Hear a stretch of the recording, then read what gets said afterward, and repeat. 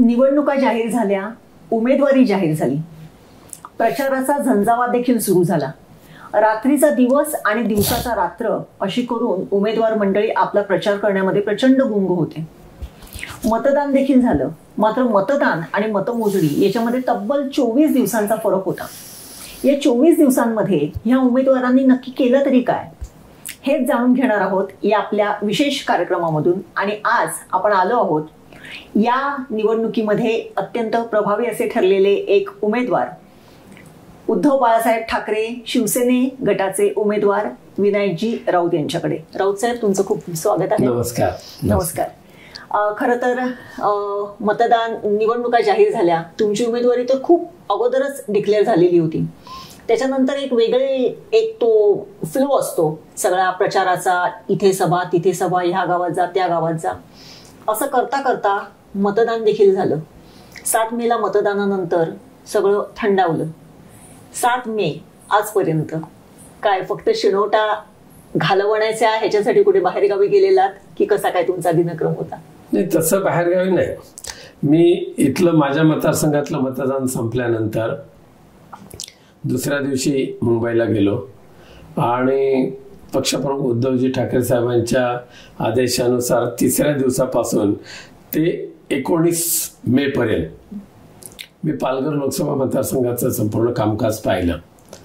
अगदी जव्हार, मोखाडा, विक्रमगड, डहाणू आदिवासी जो पट्टा आहे, त्यानंतर सातपाटी हा जो बंदर किनारपट्टीचा भाग आहे, वसईचा किनारपट्टीचा भाग आहे, शहरी भाग आहे, ह्या संपूर्ण भागामध्ये पूर्ण लोकसभा मतदारसंघ, पालघर लोकसभा मतदारसंघ सुद्धा मी पिंजून काढला. आणि तिथल्या आमच्या शिवसेना उद्धव बाळासाहेब ठाकरे पक्षाच्या उमेदवार भारतीताई कांबळे यांच्या विजयासाठी Shivsena, Congress, NCP, communist, CPM, CPI, Janata Dal, ह्या सर्व गटांना, आम आदमी पक्ष, ह्या सगळ्या गटांना एकत्रित करून एक प्रभावीपणे प्रचार तिथला सुद्धा करून घेत असताना शिवसेना उद्धव बाळासाहेब ठाकरे आणि इंडिया आघाडीच्या उमेदवार कशा निवडून येतील यासाठी आम्ही प्रयत्न केले. इथे असताना तुम्ही तुमच्या प्रचारासाठी फिरत होतात, तुमचं स्वतःचं की बाबा आपण काय केलं किंवा पक्षाने काय केलं. जेव्हा तुम्ही आता सांगितलं की तुम्ही पालघरला ज्यावेळेस गेला तेव्हा एका वेगळ्या उमेदवाराच्या प्रचारासाठी काम करत होतात, काय वेगळे पण जाणवलं का इथे सिंधुदुर्ग रत्नागिरीतला प्रचार आणि पालघर मधला प्रचार? वेगळे पण आहेच की तसं सिंधुदुर्ग रत्नागिरी हा सुशिक्षित, विचारवंत हा वर्ग खूप मोठ्या प्रमाणात इथे आहे. तर पालघर या भागामध्ये खूप मोठ्या प्रमाणात आदिवासी आहेत. खूप आदिवासी भाग आहे, खास करून विक्रमगड, जव्हार ते मोखाडा ते डहाणू, अत्यंत बिकट अशा परिस्थितीमध्ये ते आदिवासी मंडळी राहतात. आणि त्यामुळे तिथला प्रचार आणि इथला प्रचारामध्ये जमीन अस्मानाचा फरक आहे. आणि पण तरी सुद्धा मी एक अभिमानाने सांगेन की डहाणूच्या अत्यंत गुजरातच्या बॉर्डरवर असलेल्या आदिवासी पट्ट्यामध्ये सुद्धा मशाल हे चिन्ह पोचलं होतं. तिथल्या भाषेमध्ये त्यांना कोंबा वगैरे म्हणायचे, हे शब्द तिथे पोचले होते. आणि लोकांना चांगल्या पद्धतीने माहिती होतं की शिवसेना उद्धव बाळासाहेब ठाकरे यांची धनुष्यबाण का आता नाहीये, ते कसं गेलं, कोणी पळवलं, काय कपट नीती खेळली गेली, हे त्या सुद्धा आदिवासी भागातल्या आदिवासी मतदारांना सुद्धा चांगलं माहिती होतं. त्यामुळे मशाल चिन्ह पोचवत असताना कुठे त्रास झाला असं मला वाटलं नाही. नक्कीच, म्हणजे माझा पुढचा प्रश्न तोच होता खरं म्हणजे. कारण धनुष्यबाण हे जे पारंपरिक चिन्ह, ते जसं रत्नागिरी सिंधुदुर्गातल्या मतदारांच्या मनावरती ठसलेलं होतं, ते बदलून त्यांना मशाल हे चिन्ह सांगणं हे जसं एक म्हणजे आव्हान होतं. तसं खरं तर जव्हार, मोखाडा म्हणजे जसा आदिवासी बहुल भाग आहे पालघर जिल्ह्यामध्ये, तिथल्या ह्याच्यामध्ये फिरताना जसं मशाल चिन्ह शेवटच्या घटकापर्यंत पोहोचलेलं आहे, परंतु मानसिकता काय होती? कारण आपण नेहमी बघतो की तिथे लहान मुलांचं फार प्रॉब्लेम्स असतात, आदिवासी महिलांचे फार प्रॉब्लेम असतात, बेरोजगारीचा तर फार मोठा प्रश्न आहे तिथे. अजून तेवढं मोठं इंडस्ट्रियलायझेशन नाहीये, अजूनही आदिवासी पाडे जसे पूर्वी आपण बघत होतो किंवा आपण पिक्चरमध्ये बघतो तशा पद्धतीत अजूनही तिथले आदिवासी पाडे आहेत. काय तिथल्या लोकांचा अनुभव काय सांगाल तुम्ही प्रचारात होता तेव्हाचा? खरं म्हणजे आपण जे पिक्चर किंवा इतर ठिकाणी आदिवासी पाडे पाहतो ना, त्यापेक्षा कितीतरी भयानक राहणीमान भयानक परिस्थितीमध्ये तिथले आदिवासी राहत असतात. आणि आजपर्यंत शासनाने केवळ आणि केवळ थातुरमातुर उपाययोजना त्यांच्यासाठी केलेली दिसून आली. पण एक मात्र नक्की, तिकडे सुद्धा फिरत असताना धनुष्यबाण ज्या पद्धतीने लोकांच्या हृदयामध्ये भिनलं होतं त्याची आठवण आणि त्याचं विस्मरण हे अद्यापही मतदारांना झालेलं नाही. धनुष्यबाणाचं आठवण तिथल्या आदिवासी लोकांना आजही आहे, कर्मचाऱ्यांना आहे, कामगारांमध्ये आहे, परप्रांतीयांमध्ये खूप मोठ्या प्रमाणात आहे. परंतु तेवढ्याच गतीने मशाल चिन्ह सुद्धा त्यांच्यापर्यंत पोहोचलेलं आहे. कारण आज आदिवासी पार्ट जरी असला तरी सुद्धा छोट्या मोठ्या प्रमाणात टीव्ही आहेत त्यांच्याकडे, मोबाईल आहेतच. आदिवासी जरी गरीबातला गरीब आदिवासी जरी असला तरी त्याच्या घरामध्ये एक तरी मोबाईल आहेच आहे. कनेक्टिव्हिटी असो तो नसो पण मोबाईल त्याच्या हातात आहे. ह्या सगळ्याचा परिणामामुळे मशाल चिन्ह पोचवायला फार मोठा त्रास झालेला नाही. पण धनुष्यबाणाबद्दल सुद्धा जी त्यांची एक आत्मीयता आणि आपुलकी ही आम्हाला तिथे पाहायला मिळालेली आहे. बरोबर. हे सगळं करत असताना म्हणजे आता पालघरचे इथला प्रचार झाला, इथलं मतदान झालं, त्याच्यानंतर तुम्ही पालघर जिल्ह्यामध्ये गेलात. हे सगळं करत असताना एक म्हणजे वयोमान परत्वे, जर नाही म्हटलं तरी उन्हाळा प्रचंड होता आणि एक थोडासा थकवा येतो. ते कुठलाच लवलेश तुमच्या चेहऱ्यावरती आता देखील दिसत नाहीये. कुठून आणली ती ऊर्जा आणि कुठून आणलं हे एवढी स्फूर्ती? नाही, भगवंताचीच कृपा आहे. पण तिथे सुद्धा इथे जसा उन्हाळा कडक होता तसा पालघरच्या सुद्धा आदिवासी पाड्यामध्ये उन्हाचे जे चटके बसत होते ते सहन करण्यापलीकडचे होते.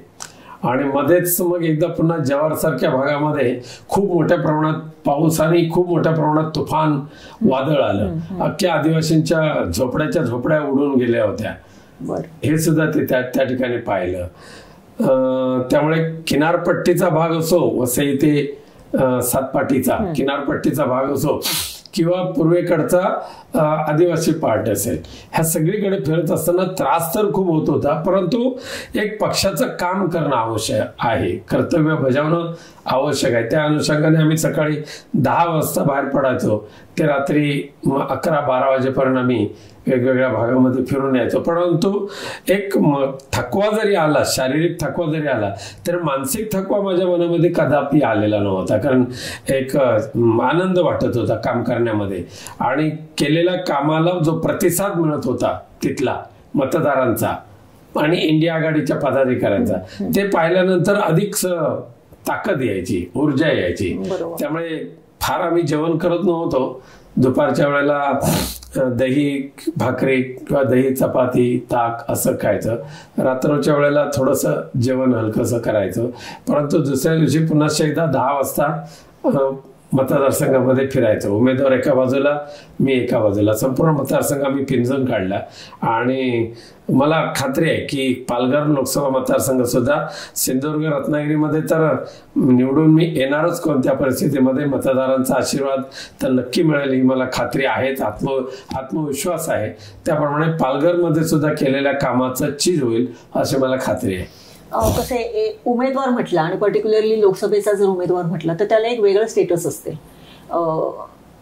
पालघर सारख्या जेव्हा आदिवासी बहुल जिल्ह्यामध्ये जेव्हा तुम्ही फिरत होतात, मग कुणी ते कुठल्या तरी एखाद्या पाड्यावरती, आदिवासी पाड्यावरती गेलात तर तिथले मतदारांना ती एक वेगळी आत्मीयता असते की बाबा पाणी देतात, चहा देतात किंवा त्यांच्याकडे काय असेल ते पुढे करतात.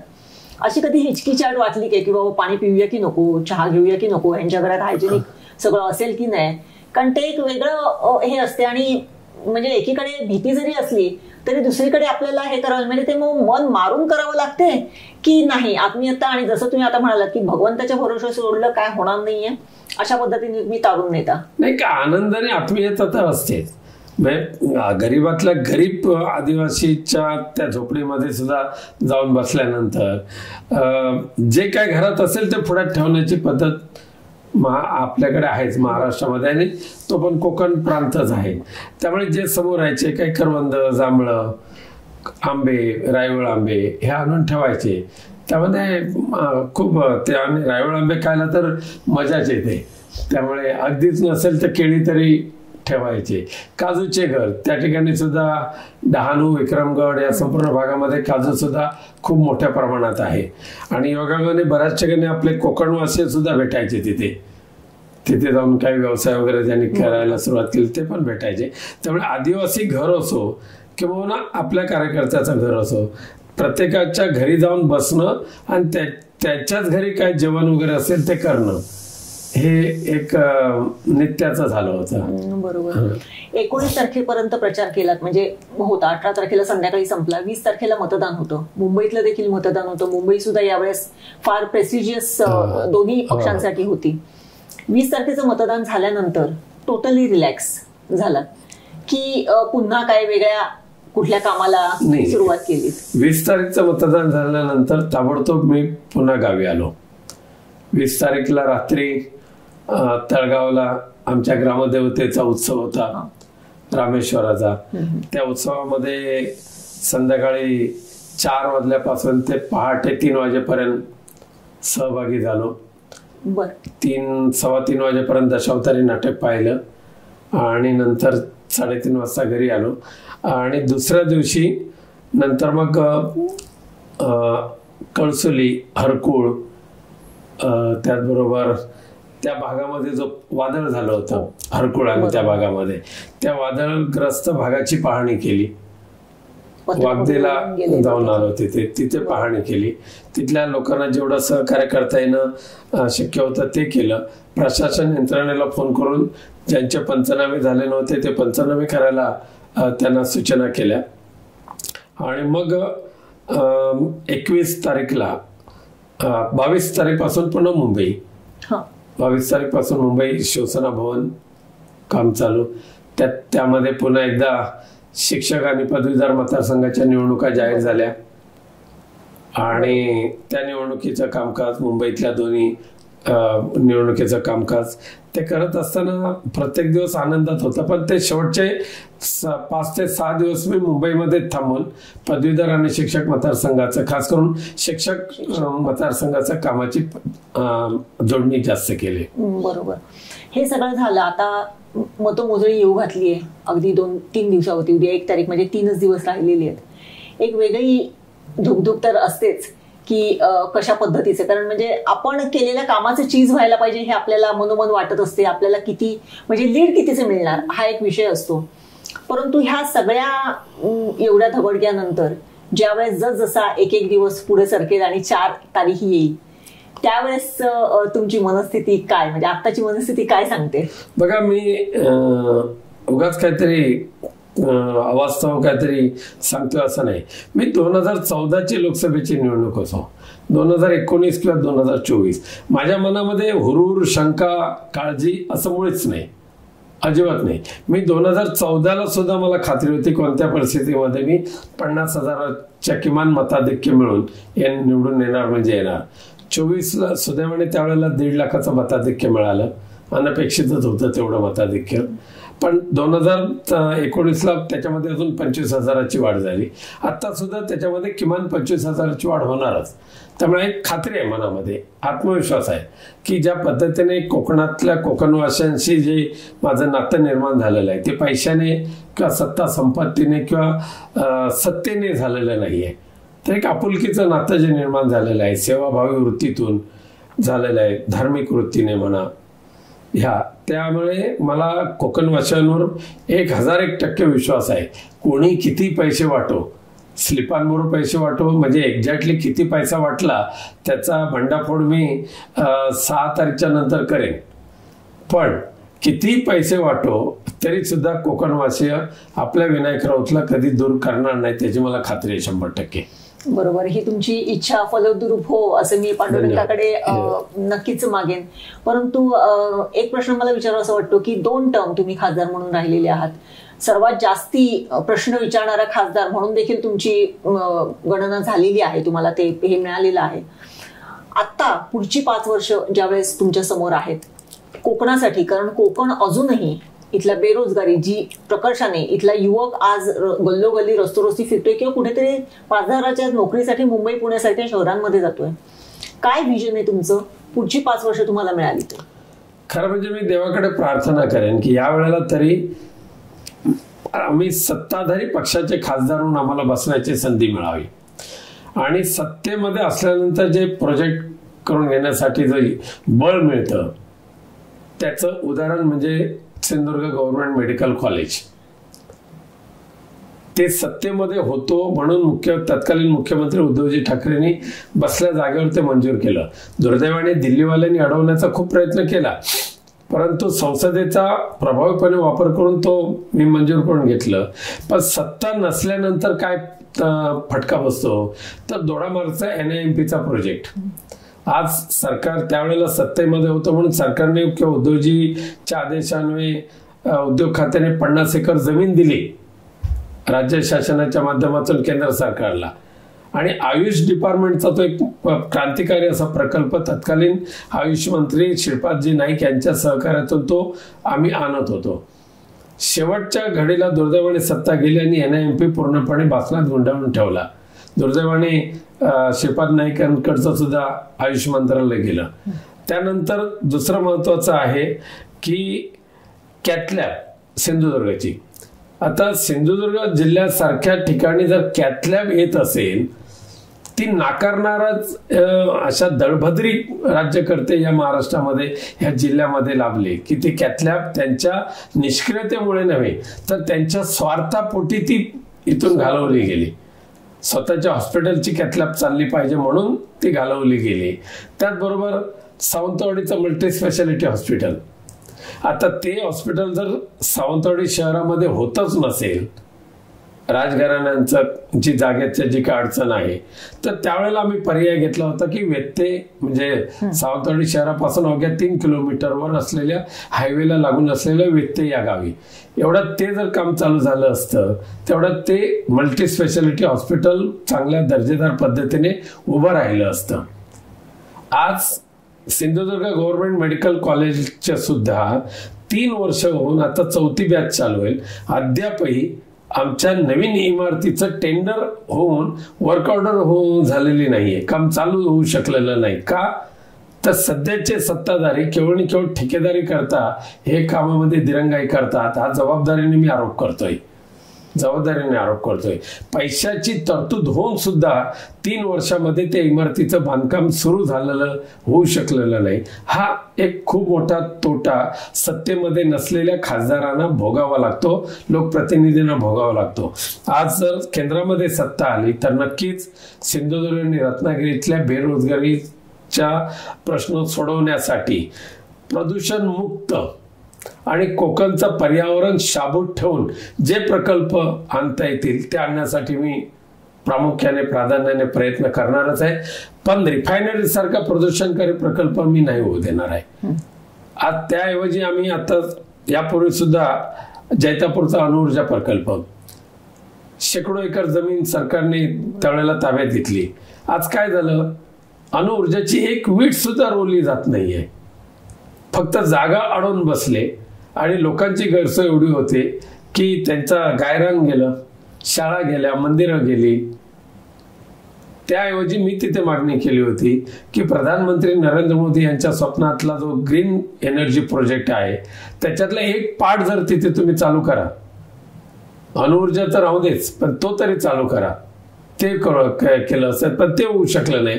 त्यामुळे सत्ताधारी पक्षाचा खासदार म्हणून विनायक राऊतला बसायला संधी मिळाली तर नक्कीच या दोन्ही जिल्ह्यामध्ये ज्या जिल्हावासियांची आता जी निकड आहे रोजगाराची ती दूर करण्यासाठी जे प्रोजेक्ट आणायचे त्या प्रोजेक्ट आणण्याचा मी प्रामाणिकपणे प्रयत्न करणारच आहे. पण त्याचबरोबर कोकण रेल्वे सारखा एक महत्वाकांक्षी प्रकल्प जो प्राध्यापक मधु दंडवते यांच्या माध्यमातून माननीय जॉर्ज फर्नांडिस यांच्या माध्यमातून आलेला आहे. आज कोकण रेल्वे कोकणची नाही राहिलेली आहे, ती पूर्ण देशाची राहिलेली आहे. फक्त पूर्ण देशाचा भार कोकण रेल्वेने उचलायचा असं चालू झालेलं आहे. आणि म्हणून माझी मागणी राहिलेली आहे की कोकण रेल्वेचं कोकण झोन कायम ठेवून, कोकण रिजन हा कोकण झोन हा स्वतंत्र ठेवून कोकण रेल्वेचं भारतीय रेल्वेमध्ये विलिनीकरण करणं ही आता काळाची गरज आहे. कारण शिवाय कोकण रेल्वेला आवश्यक असलेला निधी हा मिळणार नाही. आणि मग दुपदरीकरण असेल, रेल्वेचं सावंतवाडी टर्मिनस असेल, आता सुद्धा महाराष्ट्राच्या पीडब्ल्यूडी मिनिस्टरने खूप मोठी मेहरबानी करून कोकण रेल्वेच्या स्थानकांचं कायापालट करण्याचा प्रयत्न करतायत. एक चांगली गोष्ट आहे, मी नाही म्हणत नाही, पण तो करत असताना आवश्यक जी आम्ही सूचना केली होती की सावंतवाडी, कुडाळ, सिंधुदुर्ग, कणकवली या 4ही रेल्वे स्टेशनचं आधुनिकीकरण करा. पण त्याबरोबर रेल्वे स्टेशन तो रस्ते हे सुद्धा कॉन्क्रिटीकरण करत असतानाच प्लॅटफॉर्मवरची जी शेड आहे, मान्सून शेड, ही पूर्णांशाने 4 रेल्वे स्टेशनवर तरी 100% शेड करा अशा पद्धतीची मागणी केली होती. पण ती पुरी न करता केवळ आणि केवळ स्वतःच्या मर्जीतल्या ठेकेदारांचे खिशे भरण्यासाठी वारेमाप निधी या सुशोभीकरणासाठी दिला गेलेला आहे. प्रत्यक्षात त्याचा कोकणवासियांना ठीक आहे, आनंद आहे, बघण्यात चांगलं स्टेशन झालंय, पण फायदा कोकणवासियांना काय? काहीच नाही त्याच्यामध्ये. मग कोकण सावंतवाडी रेल्वे टर्मिनस झालंच पाहिजे, दुपदरीकरण झालंच पाहिजे. आणि दुपदरीकरण करायचं असेल तर किमान 35,000 कोटीची आज आवश्यकता आहे. आणि भारतीय रेल्वेमध्ये मर्ज केल्याशिवाय ते कदापि शक्य नाहीये. कोकणाला स्वतंत्र स्थान निर्माण करणं, कोकण झोन कायम ठेवणं आणि भारतीय रेल्वेमध्ये मर्ज करणं हे माझा प्रयत्न चालूच आहे. मी संबंधित रेल्वे मंत्री महोदयांना सातत्याने भेटतोय, त्यांना विनंती करतो. सुदैवाने रेल्वे मंत्र्यांना माझी मागणी जी म्हणणं आहे ते सुद्धा पटलेलं आहे आणि त्यांनी मला सांगितलेलं आहे की आपकी जो डिमांड है, आपकी जो मांग है वो सही है, मैं पूरे तरीके से सहमत हूँ. लेकिन दुर्भाग्य की बात ऐसी है कि कोकण रीजन के जितने भी स्टेट है, कोकण रीजन के, उनके सारे स्टेट ने उस मर्जिंग के लिए अपना स्वीकृति दी, लेकिन महाराष्ट्र राज्य ने आज तक स्वीकृति दी नहीं. इसके लिए मैं आगे नहीं जा सकता हूं. म्हणजे महाराष्ट्रच्या सरकारला काय अडचण होती कोकण रेल्वे भारतीय रेल्वेमध्ये मर्ज करायला? जर गोव्याने दिली, कर्नाटक दिली, केरळ दिली, पण यांनी नाही दिली, अद्यापही दिलेली नाही. असं हे दुर्भाग्य आहे आपल्या महाराष्ट्राचं की कोकणवासियांच्याकडे खास करून वाकड्या नजरेने पाहणारे सत्ताधारी दुर्दैवाने या शासनाच्या मध्ये आहेत, केंद्र आणि राज्य सरकारमध्ये. आणि म्हणून कोकणचा विकास आज ज्या पद्धतीने व्हायला पाहिजे होता तो होऊ शकलेला नाही. आज सुद्धा त्यावेळेला मुख्यमंत्री उद्धवजी ठाकरे असताना संपूर्ण 5 जिल्ह्याच्या किनारपट्टीला भूमिगत विद्युत वाहिन्यांचा 3,760 कोटीचा प्रस्ताव त्यांनी केंद्राकडे पाठवला. शेअरिंग स्कीम होती केंद्र आणि राज्य सरकार. साधारणतः मी पाठपुरावा केल्यामुळे पहिल्या 1,800 कोटीला मान्यता मिळाली सुद्धा, परंतु अंमलबजावणी अद्याप होत नाहीये. वर्ष झालं प्रस्ताव मंजूर होऊन आला, वारंवार आम्ही पाठपुरावा करतो, अद्याप त्याची अंमलबजावणी होत नाहीये. ठेकेदारांना योग्य ठरेल अशा पद्धतीचे पॅच तयार करणं आणि तेवढ्या पुरती त्यांना टेंडर देणं ही घाणेरडी वृत्ती राज्य सरकारच्या ज्या संबंधित मंत्री महोदयाने आणि डिपार्टमेंटने सोडली पाहिजे. आज जर ती पूर्ण झाली असती तर आज वादळाने विद्युत पुरवठा खंडित झाला नसता. पण याला माझा पुन्हा प्राधान्य असणारच या गोष्टीला. नक्कीच. ज्या पद्धतीने म्हणजे तुम्हाला 10 वर्षात या संपूर्ण भागातले जे काही प्रश्न आहेत किंवा लोकांच्या ज्या काही गरजा आहेत त्या निश्चितच माहिती झालेल्या आहेत आणि त्या दृष्टीने तुमचे पुढचे प्रयत्न राहतील. हे सगळं करत असताना म्हणजे हा झाला तुमचा परिवार रत्नागिरी आणि सिंधुदुर्ग जिल्ह्यातल्या लोकसंख्येचा किंवा इथल्या ग्रामस्थांचा, इथल्या नागरिकांचा. तुमचा स्वतःचा परिवार आहे, तुमची कन्या फार हिरिरीने प्रत्येक ह्याच्यामध्ये सहभागी होती, ती प्रत्येक जाहीर सभेमध्ये ती येत होती. म्हणजे आम्ही बघितलेलं आहे ज्यावेळेस तुम्ही उमेदवारी अर्ज भरलात त्यावेळेस ती फार भावूक झालेली होती. तसेच तुमचे चिरंजीवी होते पण ते पडद्याआडून सगळे काम करत होते. संपूर्ण कुटुंब तुमच्या पाठीशी उभं होतं आणि संपूर्ण कुटुंब तुम्हाला मदत करत होतं. त्यांच्यासाठी वेळ देण्यासाठी काय केलं? या संपूर्ण लोकसभेच्या निवडणुकीची यंत्रणा माझा मुलगा गीतेश आणि रुची या दोन्ही वेगवेगळ्या प्लॅटफॉर्मवर राबवली. त्यामध्ये गीतेश याच्यावर नागेंद्र परब होते, आमदार वैभव नाईक, रत्नागिरीतून विलास चाळके आमचे जिल्हा प्रमुख, आमदार राजन साळवी, हे त्यांच्याशी चर्चा करून, वेळ पडली तर भास्करराव जाधव यांच्याशी चर्चा करून त्यांनी यंत्रणा चांगल्या पद्धतीने राबवली आणि रुचीने प्रत्यक्ष रस्त्यावरचा जो प्रचार आहे, मग तो मशाल रॅली असेल किंवा ना मतदारांचा संपर्क असेल किंवा माझा प्रोग्राम फायनलाइज करणं असेल, हे रुचीने सांभाळणं. त्यामुळे त्या दोन्ही मुलांनी कुठेही खासदाराची मुलं आम्ही आहोत ह्या घमेंडीमध्ये न राहता एक कार्यकर्त्याच्या भूमिकेतून ही निवडणूक यंत्रणा अत्यंत चांगल्या पद्धतीने राबवली. मला कुठलाही त्रास त्यांनी येऊ दिला नाही, माझ्यापर्यंत कोणताही प्रश्नच येऊ दिला नाही. संपूर्ण यंत्रणा चांगल्या पद्धतीने राबवली. इंडिया आघाडीच्या सर्व नेते मंडळींशी संपर्क साधणं, त्यांचा सहयोग घेणं, यामध्ये सुद्धा आमच्या ह्या सगळ्या टीमने खूप चांगल्या पद्धतीने काम केलं. इंडिया आघाडीचे सुद्धा प्रवीणभाई भोसले, माननीय प्रवीणभाई भोसले ह्या वयामध्ये सुद्धा उन्हातानामध्ये फिरत होते. आमचे सुरेश दळवी तब्येत बरी नसताना सुद्धा रस्त्यावर उतरत होते. इथले इर्शाद भाई, त्यानंतर रत्नागिरीचे आमचे राष्ट्रवादी आणि काँग्रेस या दोन्ही पक्षाचे सन्माननीय नेते, हे सगळे आधी अविनाश लाड असतील, आमचे सुरेश बारक्या बने असतील, त्यांचे सगळे आमचे रमेशभाई कदम चिपळूणचे असतील, ह्या सगळ्यांनी, आमचे रवींद्र माने एवढे तब्येत नसताना सुद्धा बाहेर पडायचे, सुभाष माने तब्येत साथ देत नसताना सुद्धा बाहेर पडायचे, गणपतराव कदम ते सुद्धा त्यांच्या पद्धतीने काम करायचे. ह्या सगळ्यांनी खूप मेहनत केली आणि त्यामुळे इंडिया आघाडीचा जो एक जिन्सीपणा जो होता यावेळचा, यामुळे तणावमुक्त निवडणूक प्रचार हा यावेळेला मला अनुभवायला मिळाला. बरं, हा अजिबात तणाव नाही. खरंच मला म्हणजे हे तणावमुक्त निवडणूक प्रचार हा जो काही शब्द आहे तो तुमचा मला खूपच आवडला. कारण एका बाजूला नारायण राणेंसारखा उमेदवार की जो भाजपने दिलेला होता, त्यांच्याबरोबर अनेक मोठ्या मोठ्या नेत्यांची फळी, दिग्गज नेत्यांची फळी, त्यांच्या प्रचार सभा, आणि तुमच्याबरोबर उद्धव ठाकरे होते, आदित्य ठाकरे होते आणि तुमचे स्थानिक कार्यकर्ते होते रत्नागिरी आणि सिंधुदुर्ग मधले. म्हणजे तुल्य बळाच्या ह्याच्यामध्ये जर बघितलं तर फार मोठं बळ एका बाजूला होतं आणि त्याच्या मानाने तुमचं सैन्य जे होतं ते थोडं, काही सैनिक म्हणजे जर सेनापती सोडले तर सगळं नवीन नवशिके सैनिक होते, पण तो तरीही तुम्ही फार चांगल्या पद्धतीने ते पेलून नेलेलं आणि काय म्हणाला ते तुम्ही की तणावमुक्त प्रचार हा जो काय आहे तो निश्चितच म्हणजे झालेला असेल.